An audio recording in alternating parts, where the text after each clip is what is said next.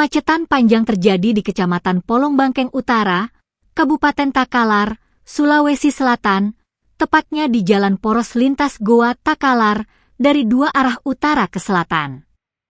Kondisi tersebut membuat kendaraan dari kedua arah harus melaju perlahan. Kemacetan dipicu oleh kecelakaan tunggal sebuah truk roda 6 berwarna hijau dengan nomor polisi DD 8988 yang mengangkut ribuan dus minuman teh gelas. Kendaraan tersebut terguling di tengah jalan setelah mengalami pecah ban bagian kiri. Anggota Babin Kamtibmas Polsek Polong Bangkeng Utara, Aibda Kahar, saat ditemui di lokasi kejadian mengatakan pihaknya langsung turun tangan untuk mengurai kepadatan lalu lintas. Truk roda 6 yang mengangkut ribuan dus teh gelas terguling akibat pecah ban.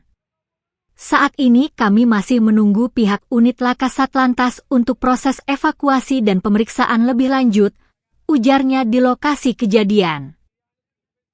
Kemacetan terjadi dari arah selatan Jeneponto menuju Goa Makassar, dengan antrean kendaraan mencapai lebih dari 1 kilometer di kedua arah.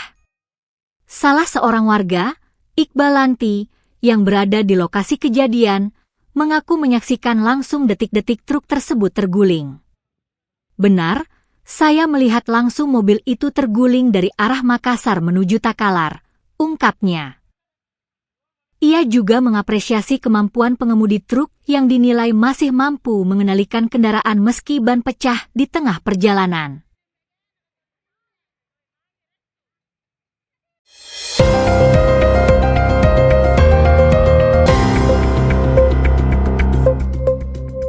Targetnya tidak main-main. Contoh lah misalkan saya di Makassar. Contoh kita di Makassar ini targetnya pimpinan, ya, sehingga kita tidak boleh main-main. Nah, target semua DPC yang ada ini kan ini diolah baik-baik di DPW, sehingga melalui sistem yang perekrutan penentuan ketua saat ini ya memang ini sangat terseleksi dengan baik. Kalau tidak punya kompetensi pasti lewat. Seperti itu. Terus tadi kita mengikuti UKK, Kak. Ada lagi tahapan sebelumnya, mungkin ada penjaringan. Kita melihat ini bagaimana proses untuk proses UKK dan IPKB ini. Ya luar biasa sih, luar biasa karena hasil UKK ini menentukan apakah kita pantas memimpin DPC apa tidak.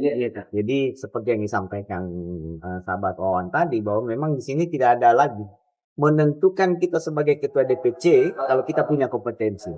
Kalau tidak ada, maaf aja. Iya. Ini luar biasa, menurut saya ini luar biasa. Karena kita juga punya kemampuan ini benar-benar diuji. Kita harus memperlihatkan kepantasan kita untuk menjadi ketua DPC.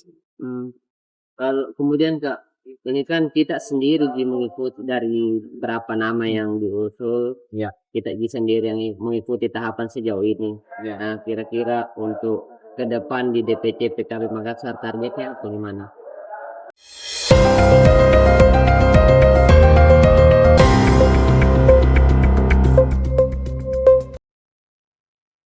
DPW Partai Kebangkitan Bangsa, PKB, Sulawesi Selatan, Sulsel, resmi menggelar uji kelayakan dan kepatutan, UKK, calon ketua DPC Kabupaten Kota yang diikuti 44 peserta pada tahap awal, di Hotel Maksone Kota Makassar, Kamis 23 April. Ketua DPW PKB Sulsel, Ashar Arsyad, menjelaskan bahwa UKK menjadi tahapan penting untuk menilai kualitas kandidat secara objektif, terutama dari sisi karakter dan kepemimpinan. Pada tahap awal ini kami fokus pada asesmen karakter, mulai dari kepemimpinan, ketahanan menghadapi tekanan, hingga kesiapan memikul tanggung jawab, ujarnya. Ia menambahkan, hasil asesmen awal akan menjadi dasar dalam tahapan selanjutnya, yakni fit and proper test.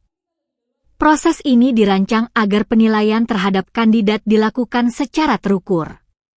Meski tidak ada peserta yang langsung gugur dari hasil penilaian, Ashar menegaskan bahwa kehadiran menjadi syarat utama dalam mengikuti seleksi. Ketidakhadiran dianggap sebagai bentuk tidak bersedia mengikuti proses, sehingga langsung kami gugurkan, tegasnya. Dari total sekitar 110 kandidat yang terdaftar, Hanya 44 hingga 45 orang yang hadir mengikuti tahap awal UKK.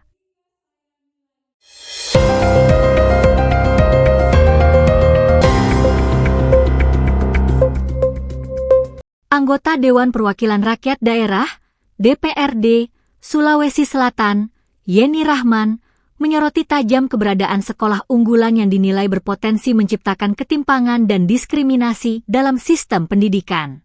Hal itu disampaikannya saat pelaksanaan pengawasan APBD tahun 2026 di SMA Negeri 9 Makassar, Kecamatan Rapocini, Kota Makassar, Kamis 23 April. Sri Kandi PKS itu menegaskan bahwa konsep sekolah unggulan justru berisiko meminggirkan sekolah lain yang tidak memiliki label serupa. Ketika ada sekolah yang namanya unggulan, dia menganaktirikan sekolah yang tidak unggulan. Karena kenapa? Biasanya anggaran-anggaran itu terpusat di sana. Itu yang pertama. Yang kedua, terjadi kompetisi biasanya tidak sehat. Terlalu banyak menggunakan ordal.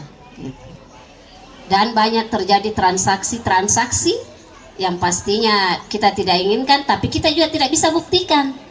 Kadang-kadang ada banyak yang melapor, Bu, di sana ada pembayaran, ada yang ada yang pungli. Sederhana pertanyaan saya, adakah saksinya? Ada yang mau jadi saksi? Ada buktinya? Nah, jadi laporan itu tidak akan diproses ketika dua hal itu tidak ada. Ya saya juga agak susah,